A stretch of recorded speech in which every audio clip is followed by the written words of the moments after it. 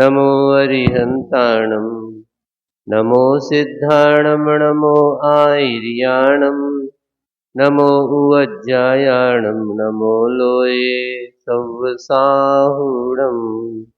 देवादेव श्री ऋषभनाथ जी भगवान की, पटनागंज के बड़े बाबा जी की, परम पूज्य आचार्य प्रवर गुरुदेव श्री विद्यासागर जी महाराज की जय। परम पूज्य अभिनव आचार्य श्री समय सागर जी महाराज की। परम पूज्य निर्यापक श्रमण मुनिवर श्री अभय सागर जी महाराज की जय। समस्त निर्यापक संघ की जय। मूकमाटी नामक इस कृति में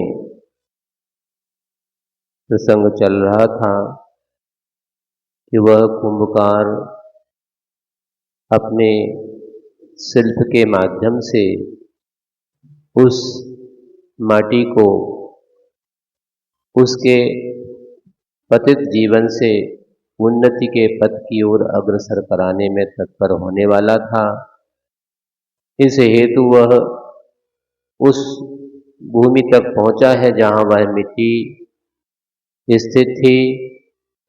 उसे खोद करके बोरी में भर करके फिर गधे के ऊपर लाद करके अपने आवास रूपी उपाश्रम तक लेकर के आया। वहां भी उस मिट्टी को निकाल करके छानने रूप क्रिया की गई। उस छानने रूप क्रिया के कारण से जो उसमें कंकड़ पत्थर आदि थे, विजातीय तत्व, उसे उसमें से पृथक किया गया और उस मिट्टी का अभी उपयोग होने वाला है। इसी बीच में जो मिट्टी के साथ में कंकड़ थे, थोड़ा सा उन्हें क्रोध भी आया है, क्योंकि आज तक तो हम अपनों के साथ में थे, अब अपनों के साथ हमें जुदा क्यों किया जा रहा है। आचार्य भगवान कभी कभी प्रवचन के माध्यम से एक दृष्टांत दिया करते थे। खासतौर से जैसे उत्तम क्षमा धर्म जिस दिन होता था, उस प्रसंग में वो बताया करते थे कि जैसे पुराने जमाने में जब चूल्हे पर रोटियां बनती थीं, महाराज चूल्हे पे तो आज भी बनती है, पर आज का चूल्हा गैस का चूल्हा है। उस जमाने में जो मिट्टी के चूल्हे हुए करते थे, लकड़ी से जलाने वाले, ऐसे चूल्हे पर भगोनी रखी है। भगोनी रूपी जो बर्तन है, कई जगह अलग अलग नाम होते, यहाँ क्या कहलाते, भगोनी कहते, गंजिया, हाँ ठीक है, गंजिया। उस गंजिया में दूध रखा गया। अब उस दूध को पकाने की भी प्रक्रिया दो प्रकार की होती। एक तो बहुत तेज आंच उसमें अगर लगे तो वो जल्दी खौलने लगता है, पर एक होता है मध्यम आंच में पकाने की प्रक्रिया, तो उसके कारण से वह दूध शुद्ध तो होता ही है, धीरे धीरे उसमें से मलाई भी उसमें अच्छी पड़ती है और उस दूध को गर्म तो किया जा रहा है। आंच लगते लगते लगते लगते अभी मान लो उस गंजिया में इतना ऊंचा, इससे भी ज़्यादा हो सकता है, इतना ऊंचा स्थान है जिसमें मानो 1 लीटर गाय का दूध भरा था, उसको गर्म किया जा रहा है। आधी भगोनी में वह दूध भरा है, आधी भगोनी का खाली। अब धीरे धीरे जब उसमें आंच लग रही है तो वह पहले जहां था वहां ही ऐसा ऐसा हिलता है। क्यों? गर्म हो रहा है, उबल रहा है। वह उबलन सामान्य बात नहीं है। आचार्य भगवान बताया करते थे कि मानो वह दूध इसलिए उबल रहा है। किस लिए उबल रहा है? गर्मी लग रही इसलिए उबल रहा है? नहीं, वो इसलिए उसको गुस्सा आ रहा है कि हमारा मित्र जो जल है, हमसे उसको दूर क्यों किया जा रहा है। हमारा बहुत लंबे समय से उसके साथ में आत्मीयता है, हम दोनों एक साथ साथ रहे हैं, अब हमसे उसको अलग नहीं करो। मगर आपको तो अलग करना है, इसलिए आप दूध को गर्म कर रहे हैं। तो वह पहले वहीं वहीं हिलता है, फिर धीरे धीरे अपना गुस्सा और प्रदर्शित करता है। तो वो आपको चेतावनी देता है, भैया देखो अबे मान जाओ हमारी बात, हमारा मित्र है, सगा है, संबंधी है, हमसे इसको पृथक मत करो। नहीं नहीं हम तो करेंगे, हम तो मतलब, और उस सीर दो, आगे को और तेज कर दो। आज के ज़माने में आपके गैस के बर्नर में तो 1 नंबर से 2, 2 नंबर से 3, 3 से 4 जितना भी होता आपने तेज कर दिया, तो फिर वो कहता है कि अब मैं आपे में नहीं रहूँगा। आपे मतलब ऑटो वाला आपे, वो वाला आपे नहीं। गुस्सा हमें आ रहा है, तो अभी जब हम ऐसे थे, अब हम खबरदार, सावधान, चेतावनी दे रहा हूँ, मान जाओ हमारी बात, नहीं तो क्या कर लोगे? हम तुम्हारा अग्नि का अस्तित्व भी समाप्त कर सकते हैं। कैसे कर सकते हो? करके दिखाता हूं। तो वो ऐसा ऐसा ऐसा धीरे धीरे ऐसा ऊपर की ओर उठता है, और आपे से जब बाहर आ गया तो वो भगोनी से बाहर। अब पुराने जमाने में तो उस चूल्हे पर जो पुरानी परंपरा के वस्त्र आभूषण आप पहनते थे, धोती है, अरे बका है। अब जब तक आप पकड़ने वाला जो साधन है संसी, उसको ढूंढ रहे, तब तक तो वो संसी उतर रखे, तब तक तो जो दूध बगर जाए, अब क्या करें? तो पुराने जो वस्त्रों की परंपरा थी, वो धोती को एक छुट्टा निकालो, तो वही से पल्लू से ऐसा पकड़ करके उठा करके ऐसा किया जा सकता है। अब आज के ज़माने में जो पैंट शर्ट पहन करके हैं, सलवार सूट पहन करके अब बेका कर ले, वो में से उनके पास साधन नहीं है। मगर घबराओ नहीं, आचार्य भगवान ने एक युक्ति बताई थी कि वह दूध में से पानी को जो पृथक किया जा रहा था, तो दूध से कहते हैं भैया मान जाओ, हम नहीं मानेंगे, हम तो तुम्हारा अस्तित्व समाप्त कर देंगे, रुक जा, तुम्हारा मित्र तुम्हारे साथ हम दे देते, थोड़ा सा जल लो और उस पर किंछा मार दो। तो वो कहता ठीक है, फिर हम नीचे चले जा रहे हैं। मगर अगर देखो अभी भी थोड़ा सा मित्र हमारा तुमने दे दिया है, इसलिए हम नीचे चले जा रहे हैं, मगर अगर फिर गड़बड़ किया तो फिर हम ऊपर आ जाएंगे। ऐसा होता कि नहीं? वही क्रोध की दशा थी, उस क्रोध के आवेश में आकर के वह दूध आपे से बाहर आकर के अग्नि का भी मिटाने के लिए तत्पर हो रहा था। ऐसे ही उस कंकड़ों को क्रोध आया था, उसने क्रोध की भाषा में उस शिल्पी से कुछ प्रश्न किया था, शिल्पी ने उसका उत्तर भी दिया। अब वह प्रसंग और आगे बढ़ता है। प्रश्न नंबर 45 की अंतिम 2 पंक्तियां। दूसरी बात यह है, एक बात तो बताया था कि मृदु माटी से ही, लघु जाति से मेरा यह शिल्प निखरता है, और खर काटी से, गुरु जाति से सो अविलंब बिखरता है। इसकी विवेचना कल हो चुकी थी, आज उससे आगे दूसरी बात यह है कि संकर दोष का वारण करना था मुझे, सो कंकर कोश का वारण किया।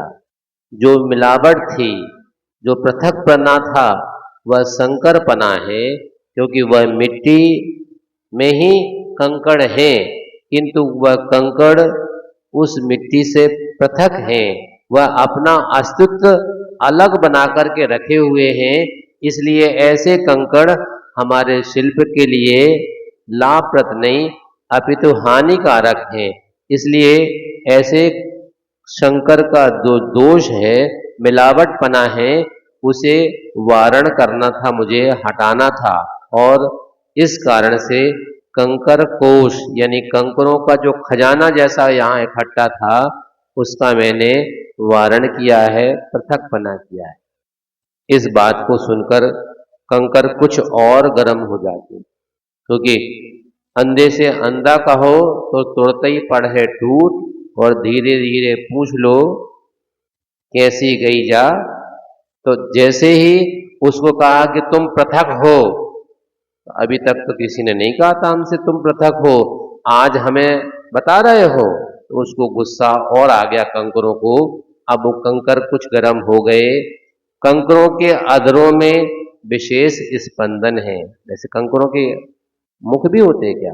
होते तो नहीं हैं, किंतु ये मानवीकरण किया गया है।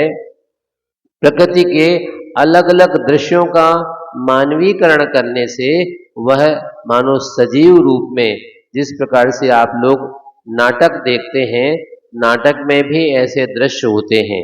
मानो कहीं कहीं ऐसे दृश्य देखने में आए कि माटी कह रही है, तो अब माटी कैसे कहेगी? तो नाटक में कोई अगर दिखा रहा है तो वह किसी एक कलाकार के यहाँ पर छाती पर एक पोस्टर में वो माटी बना करके पहना दी गई है। अब वह अपनी बात आपके मुख के माध्यम से कह रही है। उसी प्रकार से यहाँ पर उस कंकरों का मानवीकरण करके उसके अधरों में विशेष स्पंदन है। जैसे कि आप को मौन का संकल्प करवाया जाता है, या लोगों ने नहीं किया तो क्या करें महाराज, क्या करें, लेने तो परत है। आप देव तो हमें लेना परत है, सही है, अच्छा ठीक है, अम्मा कह रही सही है। इसलिए बुजुर्ग लोगों को विशेष कंसेशन दिया गया है कि सामान्य लोगों को 1 घंटे का, तो विशेष जो बुजुर्ग लोग हैं उनको 2 घंटे का। क्यों? तो ऐसा कहा जाता है कि जो बुजुर्ग हो गए हैं अब वो उनका काम ही है कि छोटों को थोड़ा सा समझाना बताना, इसलिए अब बुढ़ापे में ज्यादा न बोलो, ऐसा शांत रहो तो जेब में फायदा है। न 2 बात कहो, न 2 बात सुनने पड़े तुम्हें। इसलिए बुजुर्गों को विशेष कंसेशन दे करके 2 घंटे की छूट दी गई है, मौन रहो, है कि नहीं? उसमें उनको फायदा भी है, न देखो न भौंको। इसलिए तो यहाँ पर उन कंकरों के अधरों में विशेष स्पंदन है। हम जो बता रहे थे बात कि ऐसे कई लोगों को जो मौन दिए, अब कहीं कहीं रोंटियाई की बात आ जाती है तो कुछ माताएं, कुछ श्रावक भी पूछ लेते हैं, महाराज जी, हाँ बोलो भैया, वो आपने मौन तो दिया था, वो सामायिक के समय ले सकते? वाह, अच्छा प्रश्न किया आपने। सामायिक के समय आप बोलते हैं क्या? नहीं बोलते। जब नहीं बोलते तो उस समय क्यों करना?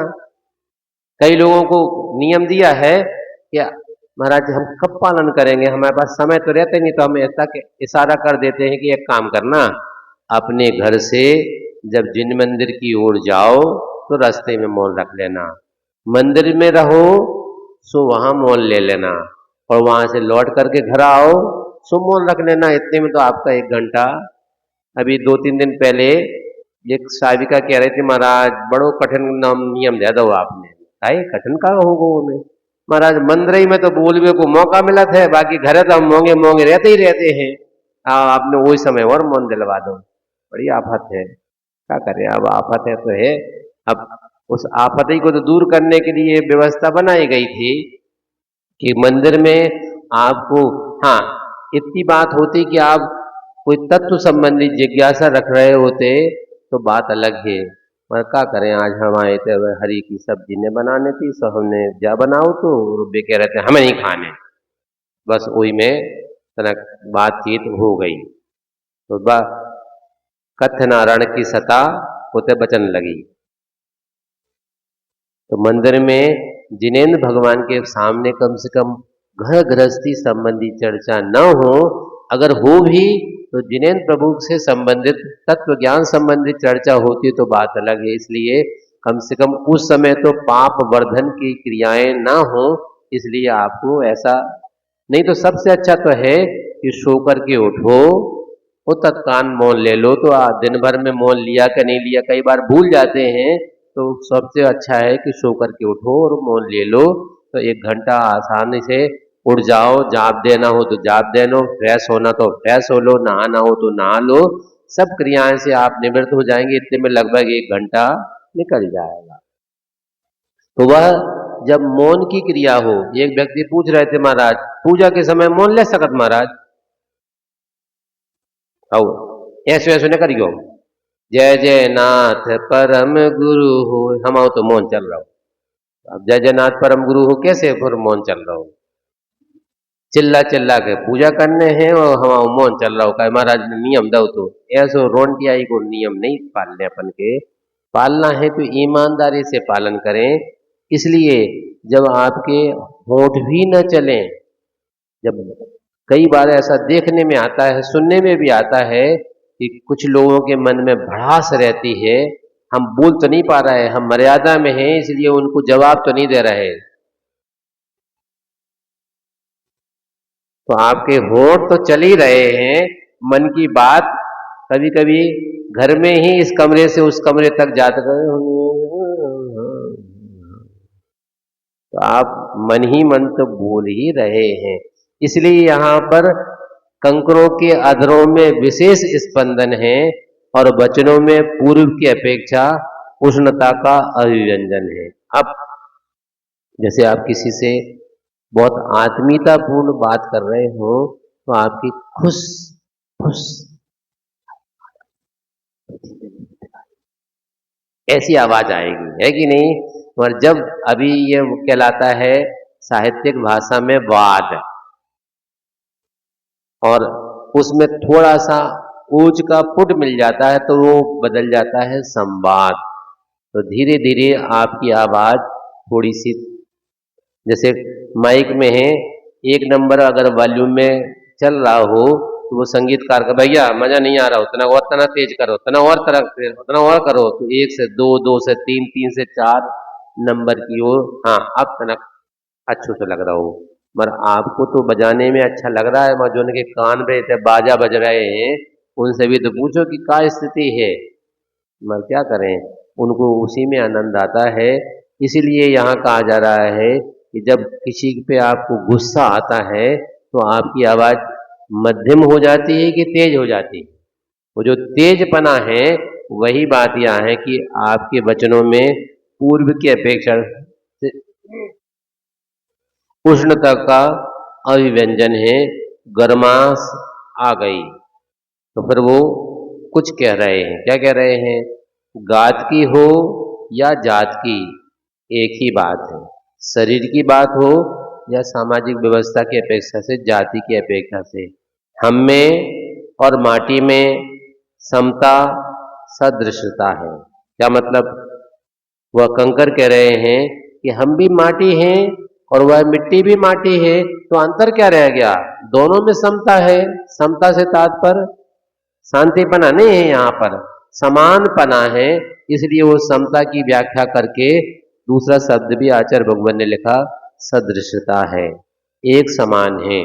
जिस प्रकार से कई लोग पड़गान करने के लिए खड़े होते हैं तो पुरुषों की धोती अलग, महिलाओं की, बच्चों की अलग, मगर अब हथकरघा वालों ने एक नई व्यवस्था बना दी। क्या? पूरे परिवार की एक समान ड्रेस बना दी है, चाहे पुरुष पहने चाहे महिलाएं पहने या पूरा परिवार भी पहने, तो सबको एक समान ही वो ड्रेस मिल जाती है। तो कुछ अच्छा सा, कुछ नया सा, कुछ अलग सा ही प्रतीत होता है। इसलिए उसी के समान यह मिट्टी और कंकर के दोनों की तुलना की जा रही है कि दोनों में समता है, सदृशता है। विसदृशता तो दिखती नहीं है। हम दोनों एक ही भाई बहन जैसे हैं, फिर हमसे यह पृथकपना क्यों किया जा रहा है? तुम्हें दिखता है क्या शिल्पी जी? थोड़ा सा गुस्सा आ रहा है, इसलिए वो थोड़ी तेज आवाज में ऐसा कह रहा है। तुम्हारी आंखों की शल्य चिकित्सा हुई है क्या? क्योंकि कभी कभी ऐसा हो जाता है, किसी को हाँ पुस्तक दे दो, हमें तरफ बाँच के सुना दो, ओ काय कर रहे हैं बे, हम घरे छोड़े आए, क्या आंखें नहीं? आंखें तो ये संगे हैं, मैं चश्मा नहीं ले आ पाए। अब पढ़ना भी है तो वो किताब इतनी दूर करता है तब उसको देखने में, क्योंकि आंखों में अब पावर कुछ अलग हो गया है। इसलिए किसी को निकट का दोष कहलाता है, किसी को आंखों में दूर का दोष आता है। पहले दूर का दोष आता है, फिर निकटता का दोष आता है। किसी किसी को दोनों एक दोष साथ में हो जाते हैं, तो उसको पढ़ने में समस्या आ गई। अब समस्या आ गई, चश्मा लाए नहीं हैं, तो फिर क्या करें? पढ़ तो रहे हैं, मगर जो ऐसा लिखा है वैसा पढ़ नहीं पाते। क्यों? अक्षर धुंधले धुंधले से प्रतीत होते हैं। तो लिखा था आम और पढ़ रहे हैं राम अथवा श्याम, तो फिर सही पढ़ रहे हैं कि गलत? फिर बार बार जो सुन रहा है वो आपको टोकेगा, ऐसा नहीं ना, देखो मैं का लिखो है, लिखो है, तो भैया आंख में का जो गड़बड़ी है का? नहीं, आंख तो है जैसे कि तैसे नहीं, मगर सही का ही नहीं पढ़ रहे आप। इसलिए यहाँ कह रहे हैं क्या क्या तुम्हारी शल्य चिकित्सा हुई है क्या? जैसे ऑपरेशन होता ना, तो ऑपरेशन में कई बार ऐसा होता है, पुराने जो चिकित्सा पद्धति थी में ऑपरेशन करने के बाद यहाँ पर एक कई बार तो आंख में एक पट्टी बांध देते हैं, ताकि ये आंख दिन दो दिन बंद रहेगी, इस पर लोड प्रेशर ना आए। खुल गई, मगर अभी भी आंखों में चकाचौंध न लगे तो चश्मा लगा लो। चश्मा भी सफेद रंग का नहीं, काले रंग का चश्मा लगाओ। चश्मा लगा लिया, इसके बावजूद भी, क्योंकि वो चश्मा भी सामान्य नहीं होता, आजू और बाजू में उसका और ऐसा बना रहता है ताकि आपको यहाँ से साइड से भी प्रकाश आंख के ऊपर ना जाए, क्योंकि उससे आपको देखने में समस्या उत्पन्न हो सकती है। इसके बावजूद भी पुराने जमाने में जिसकी आंख बनती थी, उसको यहाँ पर एक हरी रंग की पट्टी और लगा दी जाती थी, क्योंकि वह हरा रंग का पट्टी आपकी आंखों को सुरक्षा प्रदान करता था। इसलिए चिकित्सा अगर हुई है, ऑपरेशन हुई है, तो हो सकता है कि आपकी दृष्टि में जो दोष था वह दूर तो हुआ है, मगर कई बार वह दृष्टि का दोष आपकी आंख वैसी अभ्यस्त हो चुकी होती है। हमने जब पहली बार चश्मा लगाया था, संयोग की बात है कि आहारचर्या के लिए हम शुद्धि कर रहे थे, उसी समय चश्मा बन करके आया, पावर था, हमने चश्मा लगा तो लिया, और चश्मा करके सीढ़ी से उतर रहे थे तो ऐसा लग रहा हो तो जैसे हमारे पांव ऐसे हवा में धरे जा रहे हैं। हम आहार के लिए चल तो रहे थे, मगर हमें ऐसा प्रतीत हो रहा था जैसे हम हवा में उड़ से रहे हों। अब पैर हम रख कहीं रहे हैं और ऐसा लग रहा है रखा कहीं और जा रहा है। ऐसे में अगर सावधानी हट जाती तो कदाचित दुर्घटना भी हो सकती थी। उसी प्रकार से यहाँ पर शल्य चिकित्सा हुई है क्या तुम्हारी? और रही वर्ण की जात, अगर वर्ण यानी रूप की अपेक्षा से बात करें तो वर्णों से वर्णन क्या करें, क्योंकि वर्ण ही, अब वर्ण एक कलर है, वर्ण यानी शब्द है, और वर्ण यहाँ अक्षर की अभिव्यंजना है, तो एक ही शब्द अलग अलग अर्थों में प्रयुक्त होता है, किंतु यहाँ कहा जा रहा है वर्णों से वर्ण का वर्णन क्या करें। तो जहाँ लाटानुप्रास भी हुआ है तो वहाँ पर कह रहे हैं वह भी समान है हम दोनों में। जो सामने है क्या है? कृष्ण जी का कृष्ण वर्ण है, कृष्ण वर्ण नहीं है। अब कृष्ण जी हैं और उनके समान कृष्ण यानी श्यामला वर्ण भी है, किंतु कृष्ण यानी कठोर वर्ण हमारा नहीं है, गाढ़ापना नहीं है। सुनते हो क्या? नहीं, कर्ण तो ठीक है तुम्हारे शिल्पी जी, फिर वर्ण संकर की चर्चा कौन करे? क्योंकि यहाँ मिलावट की चर्चा कोई नहीं कर रहा, किंतु कभी कभी वर्ण संकर की बात भी आगम में वर्णन होती है, वह ग्रंथों से पढ़ करके आप समझ सकते हैं। सम वर्ण संकर की अर्चा मौन करें हम तो एक समान वर्ण वाले हैं, इसलिए सम यानी शमन करने वाले जो भगवान हैं, उन भगवान की अर्चा हम मौन रह करके ही करते हैं और कंकर मौन हो जाते हैं। अपनी बात कंकरों ने कह ली, अपनी बात को बता दिया, इस पर भी शिल्पी का भाव ताव नहीं पकड़ता। कभी कभी ऐसा होता है कि आपसे अगर किसी ने कोई चर्चा की है और गुस्से में आकर के कोई कायदे, जैसे मान लो आप बैठे हैं और कोई बीच में से आकर के आगे बैठना चाहता है। अब निकलते समय कदाचित गलती से उसका पैर आपको लग गया, तो तत्काल आपकी प्रतिक्रिया क्या होती है? आपकी आंखें इतना टेढ़ी होकर के ऐसे देखें, वहां से कोई प्रतिक्रिया का है भैया दिखा नहीं है का सॉरी सॉरी सॉरी, लात की लात मार रहे ऊपर से सॉरी और कह रहे हैं, तो कहा पांव पर है तुम्हारे भैया गलती हो गई, गलती गलती गलती, लात की लात मारा जा रहा है, वो गलती और कर जा किया जा रहा है, भैया क्षमा करना, हो क्षमा, ऐसी हो क्षमा, कैसी हो भैया, कौन दुकान पे मिला तो उसे से मंगा दे रहे हैं हम क्षमा। अब सॉरी कह रहे हैं, गलती हो गई है ये भी कह रहे हैं, हमारा आपका पारा थोड़ा सा तेज हो गया। आचार्य श्री दृष्टांत के माध्यम से बताया करते थे, मानो इसी बीच में सभा में आवाज आई, आपके परिवार के सदस्य भी बैठे हैं, मान लो उनके साथ में नाती भी आया है, पोता भी आया है, अब पोता छोटा है, वह आप तो यहाँ बैठ करके अपना धर्म ध्यान का प्रसंग सुन रहे हैं, किंतु उसका मन तो नहीं लग रहा, तो वो थोड़ा सा परेशान करना प्रारंभ कर दिया।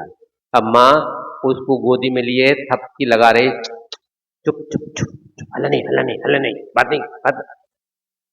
आपको डिस्टर्ब हो रहा हो तो हो, हमारा भी तो मन लगो चाहिए तय पे, उसका मन नहीं लग रहा है तो वो रोने लगा। अब अपना उठ जाओ, तरफ पीछे ले जाओ है, क्योंकि बाजू बाजू वालों को सुनने में डिस्टर्ब हो रहा है, मन मार करके चलो बात हम बता रहे हैं, तो उठ तो गए आप, मगर गुस्सा आपको भर आया, अब आप उसको डांट रहे हैं। मान लो नहीं मांग रहा है तो दादाजी ने कहा ला बेटा हमें दे दो, हमें दे दो, आपने ले लिया, चुप चुप चुप शांत शांत शांत, वो नहीं मान रहा। तो ऐसे में क्या होगा कि वह हाथ चला रहा, तो आपने उसके पैर पे ये हाथ रख लिया, हाथ पे ये वाला हाथ रख लिया, अब शांत रहो, वो नहीं मानने वाला। अब क्या करें? इसके बीच में उसने हाथ भी चलाए और पैर भी चलाए, और वो चकरघन्नी जैसे आपकी गोदी में ही घूमने लगा। फिर क्या होगा? जैसे ही वो ऐसे से ऐसा मुड़ा है और उसकी जो लातें हैं वे आपकी छाती पे इधर घल रही। एक और मान लो भैया, और मान लो, शांत रह जाओ। अब बताओ, बे भैया बाजू से निकले थे, गलती से लात उनकी आपको लग गई थी, तो आपका पारा सातवें आसमान की ओर, ऐसा लौकिक जगत में कहा जा, कोई सात आसमान नहीं होते, है कि नहीं? और यहां पर ये आपका नाती पोता आपकी छाती पे इतने लात मार रहा है, तो और मार ले एक बार, और मार ले, और अच्छा लगा।